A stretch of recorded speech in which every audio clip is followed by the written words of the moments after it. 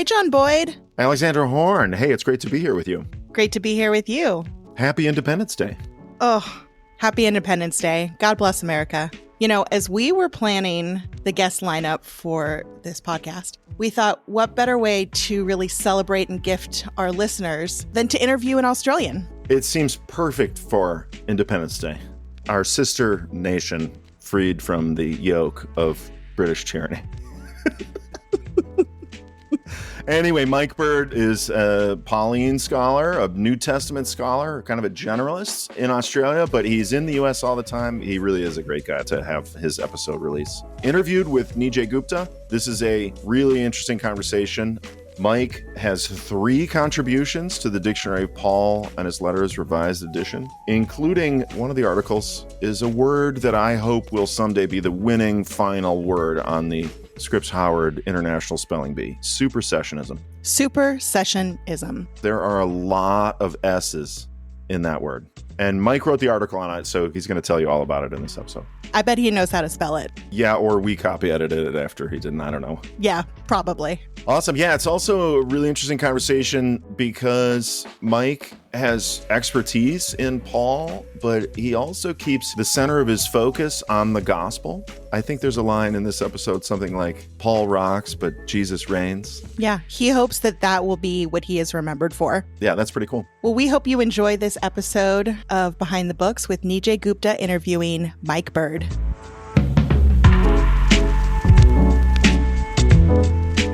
Mike Bird, it is so good to chat with you. We've known each other for, I think, a pretty long time, well over 10 years, maybe getting that 15-year territory. It's heading into 20, EJ. Is it? We met when you were still in Scotland, and you would come down to Durham while I was a student, and you were in the bookstore. I feel a little bit embarrassed. I thought you were a student because you just look so young. And you were with another gentleman who I forget at the moment. And you were at Highland Theological College. Yeah. Does that feel like a lifetime ago before the pandemic? It does feel that way. I mean, Highland is still there. It's a charming, wonderful college up in the Highlands of Scotland with some great programs for Scottish evangelicals. And yeah, that's where we met. We met hanging out, and we even launched our own journal. Yes. The Journal for Study of Paul and His Letters, which subsequently died, but that's the way the publishing business goes. But we've had a great relationship ever since. We've done lots of things together. Yeah, absolutely. And I've gotten to know a little bit of your story. So I want to introduce listeners who don't know a little bit about your story. I think it'd be putting it mildly to say you didn't start out pursuing the academy as a young teenager. You have a really meandering and perhaps unexpected route to the eminent New Testament scholar that you are. Can you give us just a few minutes on your story on how you ended up as a theologian? Yeah, well, certainly an unlikely one. I grew up in a somewhat dysfunctional family, so I just had to get away from my family as soon as I left high school. My grades weren't good enough to get into college.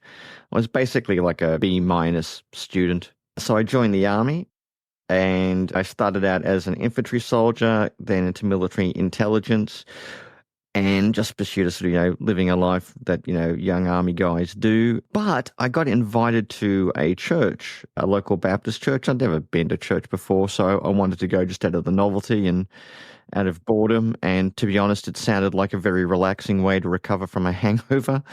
Uh-oh. Yeah, I just, went along to church, and it was not what I was expecting. It was very different. I was expecting just a room filled with moralizing geriatrics. That's not what I got. I got some very wonderful and kind people, and I heard the good news of Jesus, his death, his resurrection, the forgiveness of sins, the great gospel. And yeah, I just believed it was true. Something just tugged at my heart telling me it was true. And I became a Christian at that point and been following Jesus ever since. And after that, I began to think about ways in which I can serve the Lord. I can serve in his church. I initially thought becoming an army chaplain. But as I went through seminary, it became apparent I was probably far more gifted on the academic side than the pastoral side. And so I did a couple of other degrees, got my doctorate fairly well, then landed a job in Scotland, and met some great people, including Nijay Gupta, Preston Sprinkle, and a few other friends who I've tracked with through the rest of life, and now find myself lecturing with all the wonderful people at Ridley College here in Melbourne, Australia.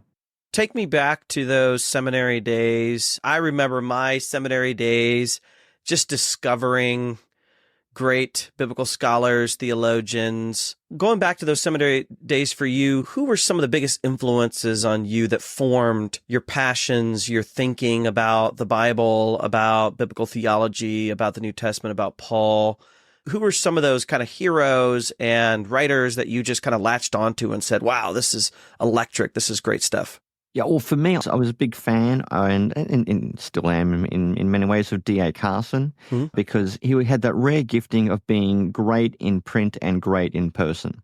Yeah. His John commentary, I think, is still one of the best ones for preachers. Even though it's like nearly 30 years old, it's still a great commentary for preachers. His stuff on biblical theology, and he's also has an eye, although he's an academic, he's always had an eye of interest in the church. Comes out of the Reformed tradition where I'm kind of, quite comfortable. So I really enjoyed D.A. Carson's work and really found a lot of encouragement. I found he's done this 2-volume devotional, which was a lifeline for me during my doctoral studies when it's dry and cerebral. And I really benefited from, I think it's called For the Love of God.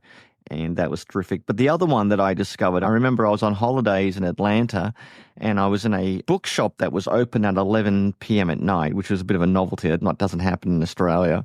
Right. And at this Atlanta bookshop, I came across a book called Jesus and the Victory of God, which I'd seen referenced in a lot of books. And I remember thinking, I got to pick this up and read it. I got to have a read of this. And, I did, and it just blew my mind. That was the moment I left the Matrix.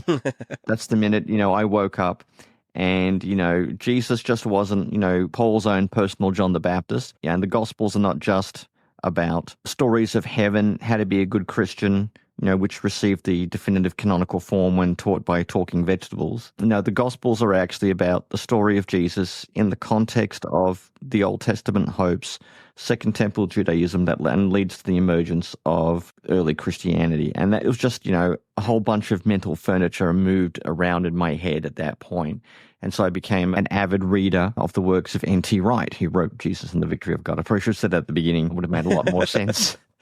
But people Googled it, don't worry. Yeah, but that's probably the two authors that had the biggest influence on me in seminary, D.A. Carson and N.T. Wright. Correct me if I'm wrong, but I remember you giving like a Leon Morris lecture. Did he have a place in your kind of formation in that period? Yeah, I mean, Leon Morris today is probably the most celebrated and accomplished biblical scholar Australia has produced. Great works on the Atonement, fantastic works on the Atonement, and great commentaries as well. I mean, he's got a great commentary on John, I should say, as well. Yeah. Probably Morris and Carson have always been the main diet for whenever I go reading through John. And, stuff on Romans, he was a big influence. Although he didn't kind of like have a school or a program or a thing.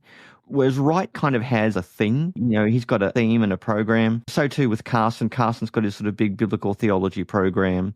And you see that through all their works where Morris was just a very, I won't say plain, but a very stand-up, capable and sober exegete who could lead you through the text and through much of the literature.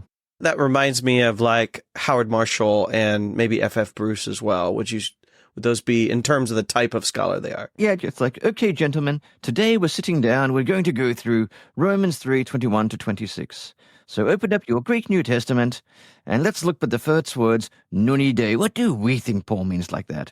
Just kind of those sort of, gentlemanly scholars who just take you through the text, but they're not really situating in a grand meta-narrative. Yeah. That's helpful. Speaking of nostalgia, we've been asking different guests in this series to talk about their memories of DPL1. I have these vivid memories as a Gordon Conwell, and the dictionary was assigned to us in a class, and my roommate and I would just look through the contributors and talk about who they are, and we were so impressed, and I used DPL1 so much. I had a print version, now I use a digital. But what are your memories of that? Do you have kind of a twinge of nostalgia as you think back to cracking open the black dictionaries? I used to call them black gold.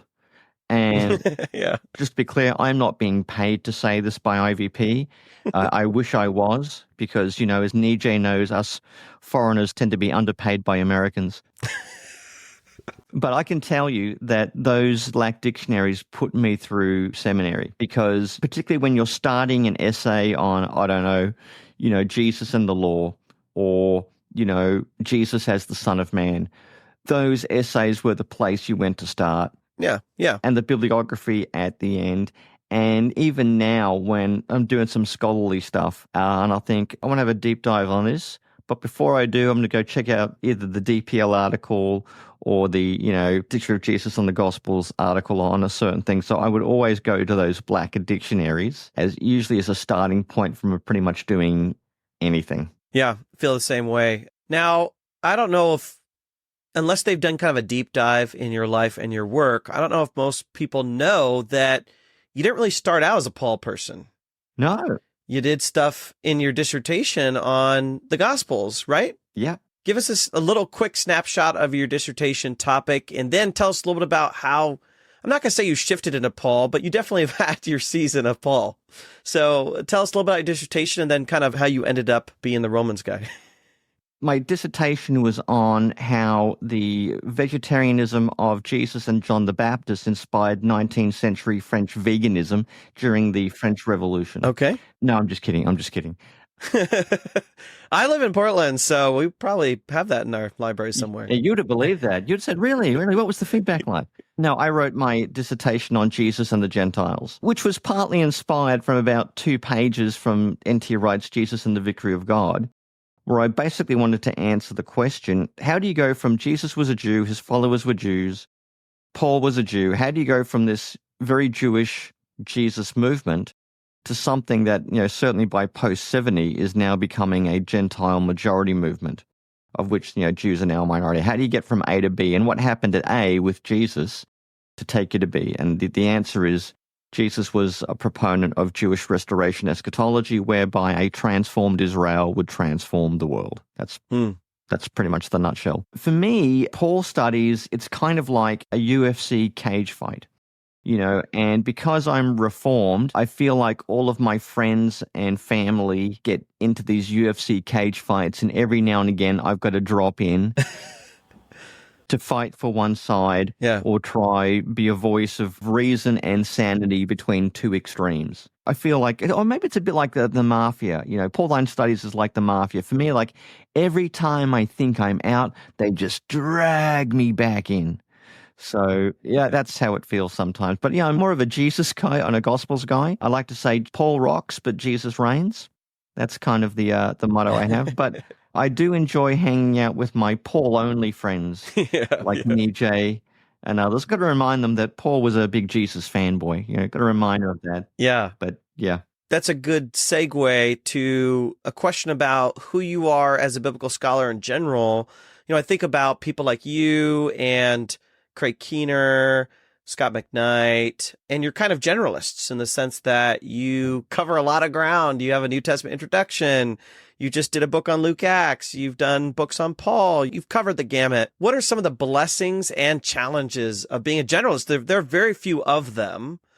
And of them, there are very few that are successful.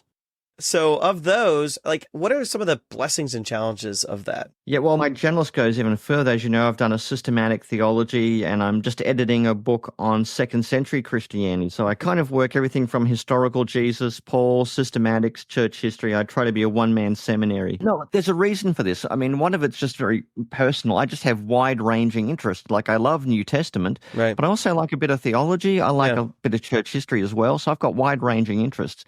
And the second thing is, I find the man or the woman who knows everything about one thing does not really know anything.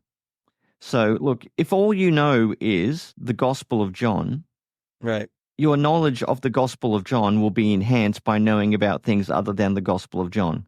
Sure, yeah. And so, cross-pollination. Exactly. And I find having a good general knowledge of something like, Athanasius does help me know stuff about John, because I learn about all the 4th century debates about John's gospel and how it was used, and vice versa. Or knowing something about debates in, medieval theology about the nature of personhood is very good when discussing something like, Pauline ethics. Right. So I find having a generalist sway of knowledge really enhances my understanding and grasp of each area. I tend to think we need people who are more generalists. I mean, the good thing about being a specialist is you'll know all the literature on one particular topic. Now, whether that's something like, like Paul and the law, I mean, man, there's a lot that's been written on that. But I find just knowing a little bit about everything helps me know the particulars about something. I have a personal question to ask, but you do have to answer it. When exactly did Tom Wright adopt you? For those listening, if you don't know, NT Wright, Tom Wright, somehow you have struck up this wonderful friendship with former bishop, great theologian Tom Wright, and you've done an introduction to the New Testament together, New Testament, It's a World. I've used it, I've assigned it, and a newer book, which I have a copy of, called Jesus and the Powers. What works really well with your partnership with Tom Wright? And I remember listening to some conversations that you've been in about how the two of you are different. So I guess let's put it that way. What makes working together really easy? And then what are some ways in which you're different? Okay, well, on the different side, I can tell you Tom is far more gregarious than I am. Really? He definitely gets his energy from being around people. And like you invite him somewhere and he just wants to go where the next party is. He just wants to hang out and see people and do stuff. And he's great. Where I'm kind of like, okay, I've had people all morning. I want to go back to my room with a kind of like, a diet commentary book. That's kind of how I want to spend the rest of my afternoon. So I think we're a little bit more different in that regard. But Tom is brilliant. Not only is he industrious, but he's able to bring these big things together. I think it was Marcus Bockmuir who said about him, while most people kind of, fail to see the forest for the trees, Tom deals with, intergalactic theological ecosystems.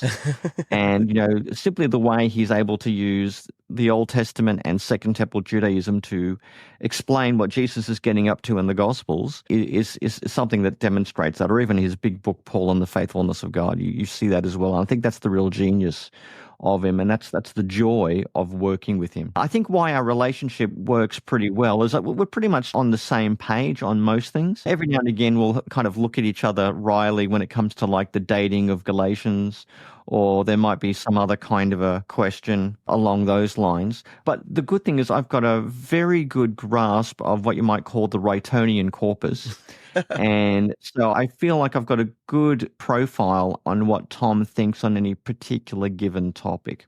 And there are some cases where I know his own works better than himself. I remember for our big New Testament introduction, I had this introduction to Hebrews, and Tom thought it was a little bit weird, a bit of a weird introduction to Hebrews. And I said, well, actually, that's from one of your books. And he goes, well, really? I wrote that? Yep, that's you. I had no idea. Where did I write this? And it was one of his earlier books and some stuff. So I feel like I've got a good relationship with him, and I think there's a good synergy. So like I said, I bring my little generalist knowledge on particular things. I think this comes out especially in the recent book on Jesus and the Powers. Yeah. Because of my military intelligence background, I do have a little bit of a geopolitics and strategic understanding of how big powers do the business of war and collide and collude. So I've got one foot in that world.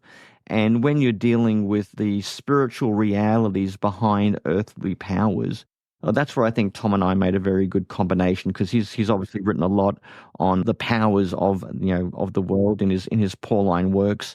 And, I'm someone who's, probably far more familiar with the geopolitical events going on around the world than the average guy or girl. So on stuff like that, we have some really good synergy, and it usually leads to a pretty good work. That's awesome, and we benefit from that. There's also a bit of a generational divide. He's a bit older, but, you're getting to that point. I mean, you're still a young guy. I'm impressed how close we are in age and how much more you've accomplished. Nijay, I'm 50 this year, man. 50. Okay. I'm not one of the young guys now. I'm now more like middle management. In the academy, that's considered young, Mike. Well, maybe where you guys retire at like 96, maybe that is young. Yeah, that's right.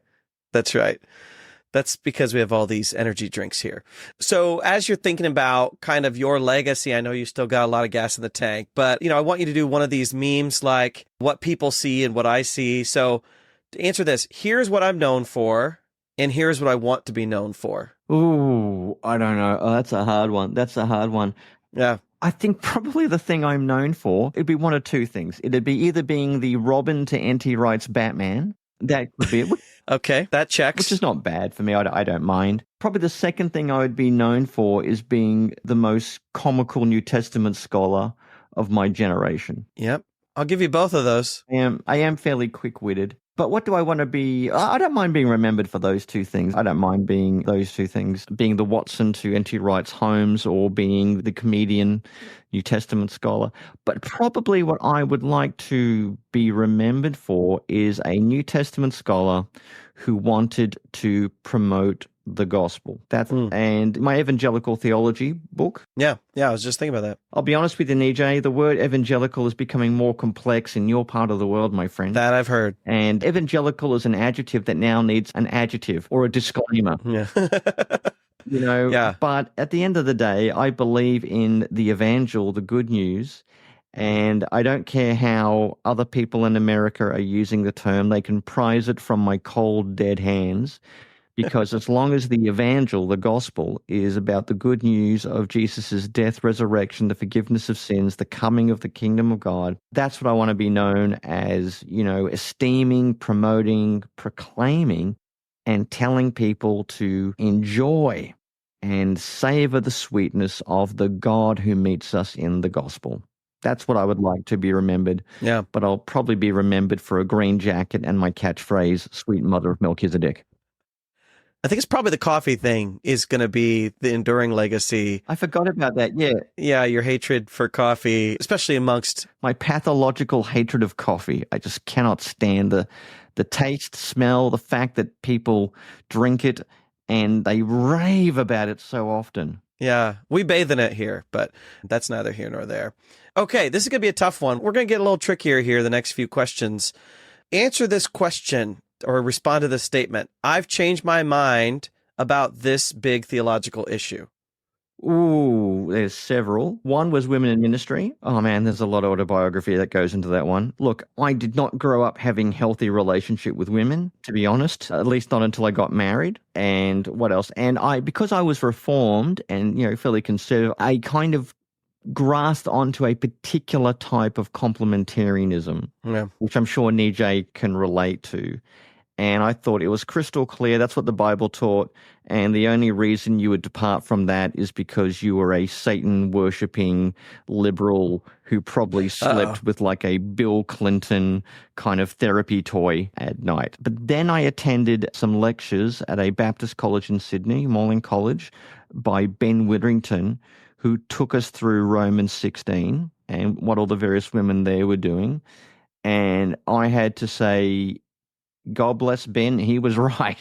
And at that point, I realized pretty much I've got to deal with the rest of the New Testament and then obviously 1 Timothy, 12. And that's one example of somewhere where I changed my mind. I became egalitarian under the influence of Ben Witherington's lecture on Romans 16 and a few other things. Other things I've changed my mind on? Yeah, I'm willing to say I think Paul may well have been Torah or law observant as somewhat of a default setting.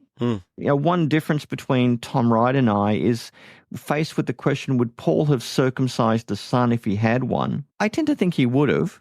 I don't necessarily think that Paul would have expected him then to obey everything with the law. But yeah, I think Paul's default setting was to be, Torah observant.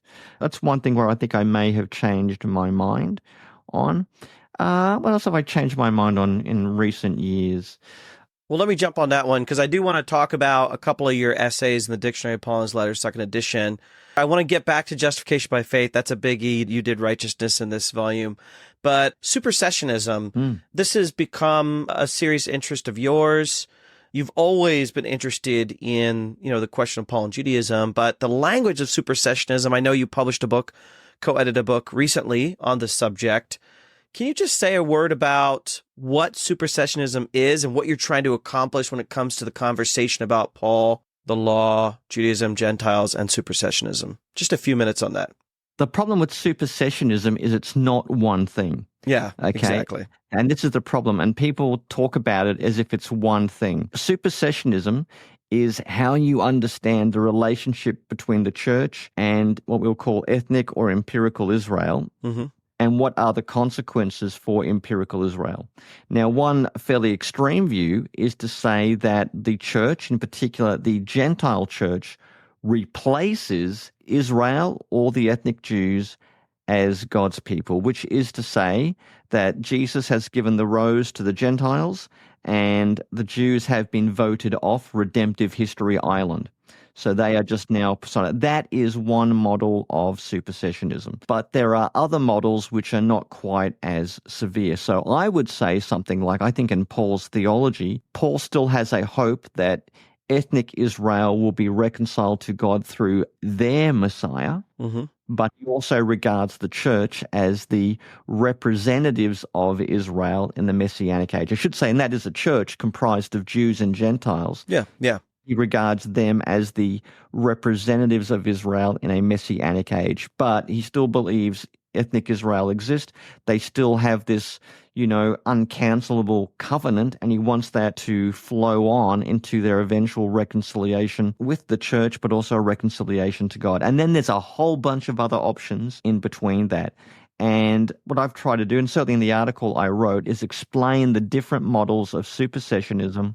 What are the key texts you've got to wrestle with? Like obviously Romans 9-11, 2 Corinthians 3, parts of Ephesians. What are these texts we've got to come to? Because I think Paul really does lament the fact that many of his fellow compatriots have either rejected Jesus or failed to embrace. But he also wants to put a leash on the Gentiles who want to kind of, relish in Jewish disobedience to the gospel and see, you always knew they were a bunch of good of nothing. He doesn't want them to activate or intensify the anti-Semitic tropes that were happening already in Greco-Roman. He doesn't want them to indulge that by any stretch of the imagination. That's so supersession.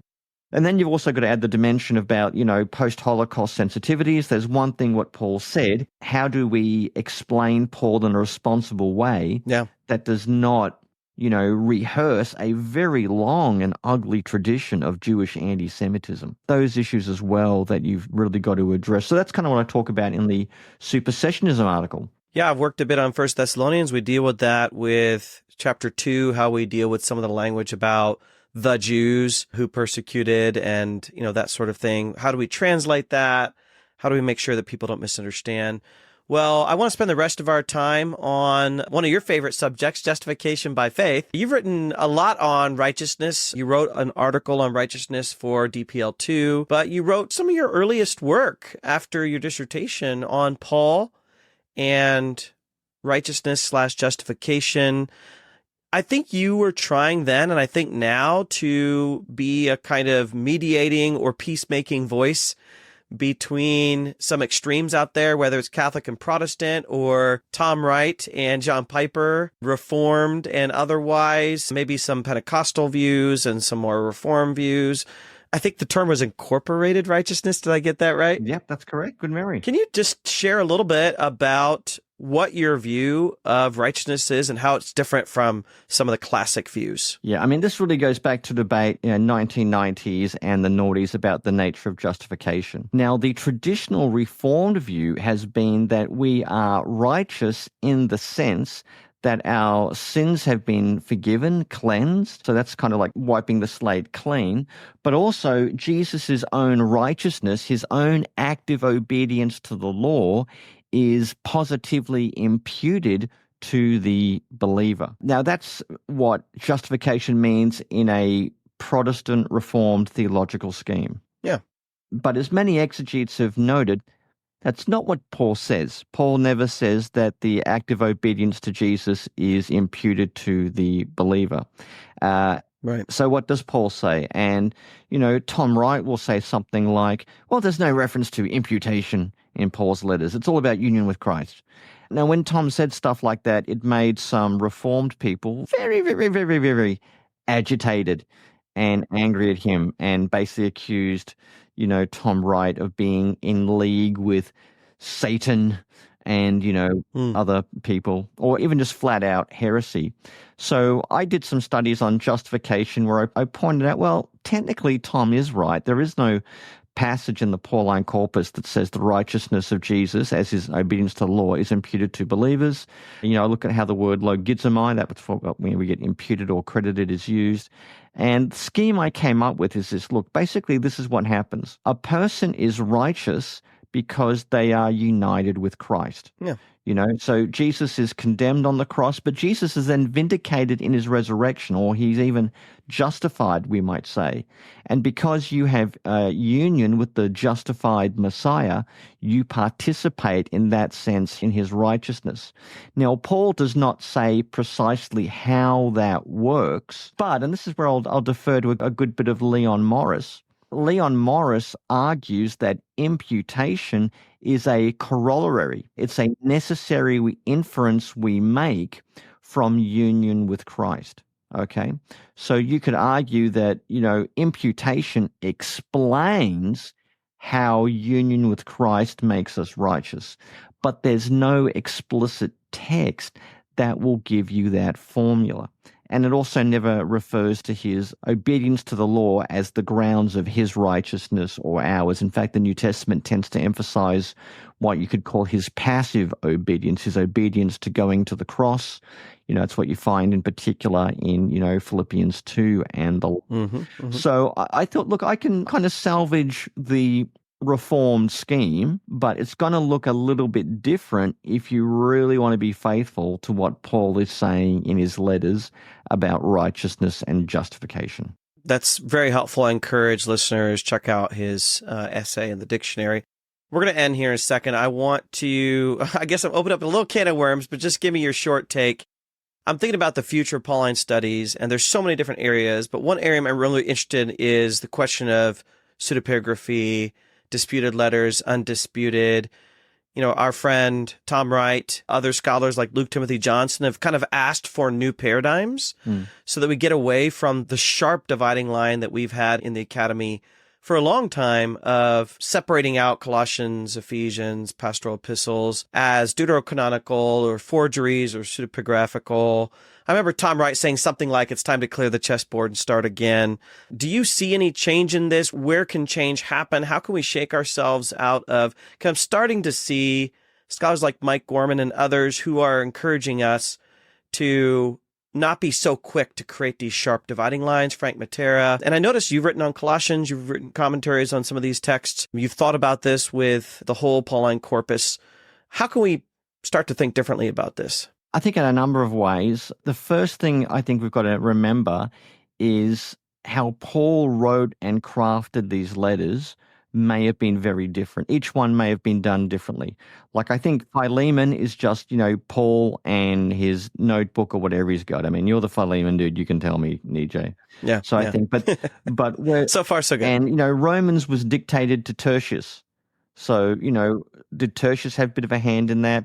A lot of the letters, like 1 Corinthians, Colossians, are written by co-workers. I wonder whether Paul asked Timothy to have the leading hand in writing Colossians. And then Ephesians, maybe that was written on the basis of Colossians as a circular version of the same letter going out to the churches of Southwestern Asia Minor. So I think we've got to change the authorial paradigm that when we're written by Paul, we don't mean Paul and his parchment and pen or quill just writing down them all as if it's that or forgery. Okay, I think a lot of these were written in dialogue and in partnership with his colleagues and co-workers, and we just don't know the full extent. So that's the first. We have a bigger view of authorship. The second thing we've got to remember is the variability of any single author. Okay, and this is what I tell my students. The great mind that wrote Macbeth and Hamlet, brilliant works of literary artistry, also wrote the boring and banal Titus Andronicus. Now, Nijay, I don't know whether you go to the theatre or much. Maybe you've seen Hamlet or Macbeth. Have you ever said, let's go out and see Titus Andronicus? Never. No, you know why? Because it's a sucky play. It really is. It's something I think Shakespeare wrote up on a Thursday afternoon and it was due on Saturday morning. That's what I think. It's not his best work, but within in any author, you're going to have a very flexible range of things they're going to write on as well. Sure. And the third thing I would say is, what is the difference between Paul and someone who is one of Paul's circle who knows Paul so well and writes in his name. I mean, how much could you really tell the difference? I can tell you, I reckon I could write something in the style of NT Wright, and I think I could be pretty persuasive. And in fact, Get away with it. and then, in the books we've done together, people often don't know which bits were written by Tom and which bits are written by me. Some bits are very obvious. They know the bits that I've written. Yeah, some of it's obvious. Some of it's obvious, but there are other bits where they go, I don't know who wrote that bit. Yeah. Yeah, that's true. I don't know who wrote That's that true. bit. So I think that may well be the similarity with Paul's letters. Even if Ephesians, say, was written by Timothy or by Timothy's own Timothy, but if this is a person who has really been influenced by Paul himself, how is that not still very Pauline in a way? You can call Ephesians pseudepigraphical if you like, but I think it is one of the best digests of Pauline theology from the undisputed letters. So if this is not done by Paul, this is a guy who I think really, really knew Paul in a profound and intimate way. And then I would ask the question, what's really the difference between Paul and someone knows Paul's own thoughts just as well as he does? And then you might say, well, historically it matters, but I would say materially it doesn't matter that much. So, I mean, the questions I think we've got to open up when it comes to Paul, authorship, pseudepigraphy, It's more complex than a binary of authentic and, forgery or something like that. Exactly. I think that's the binary that has to go. All right, final lightning round question. You have only about 10 seconds to answer it. What's Paul's thorn in the flesh? Just tell us, Mike. What is Paul's thorn in the flesh? There is no doubt what it is, Nijay. There is no doubt. Don't say it. Don't say it. It's coffee. You said it. It's coffee. Okay, mystery solved. Wherever Paul went, from Thessalonica to Rome, everywhere he went, they had a darn Starbucks, and the terrible aroma of those hotel coffee beans was just through everywhere. It was horrible. It was like an open sewer of coffee beans. That was just wherever he went, he's had the unfragrant, odious odor of coffee bean. That was his thorn, and I can relate to it, Nijay. Every time I walk in downtown Melbourne, there's all these coffee places and baristas and people wearing scarves, drinking lattes. It's terrible. It's terrible. Well, on that note, we will end our discussion, but thank you so much, Mike, for your time. Thanks for your contributions to the dictionary. Thanks for making Pauline scholarship so accessible through your writings. And we look forward to more work from you and maybe collaborations with Tom Wright and others, including myself. Well, I'm always happy to work with my buddy Nijay. So thank you for having me on, Nijay, and thank you to all the great people at IVP for producing a second edition of a great work, Dictionary of Paul and His Letters. Thanks for tuning in to this week's episode of Behind the Books from IVP Academic. Join us next week when Scott McKnight and Lynn Cohick connect with Dan Reed, the editor of the first edition of Dictionary of Paul and His Letters. Behind the Books is a production of IVP Academic. For more information on any IVP titles mentioned in this episode, visit ivpress.com and use code IVPOD25. That's IVPOD25 for 25% off. Sound engineering by Honest Podcasts. Our producers are Alexandra Horn and Travis Alberton. Our production assistants are Christine Felicio Mello and Jack Reese. Our hosts are Scott McKnight, Lynn Cohick, Nijay Gupta, John Boyd, and Alexandra Horn. Don't forget to subscribe to our show on Apple Podcasts, Spotify, or wherever you listen to podcasts, and leave a rating and review to support the show.